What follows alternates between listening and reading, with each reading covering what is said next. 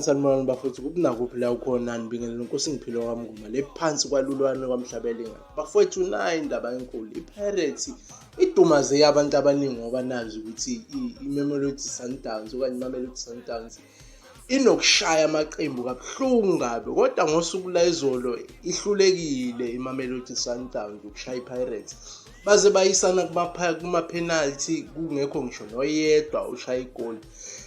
Bese ke iPirates yayisiyaguqisa iSundowns ngamagoli 3 kwelilodwa ngoba nabi abalandeli bePirates bajabule kakhulu bafowethu ngenxa yokuphumelela kwabo. Ngiyacela bafowethu ungakhohlwa ukusubscribe like bese ngashare ngikhombise nabanye kuleli page. Ngiyabonga.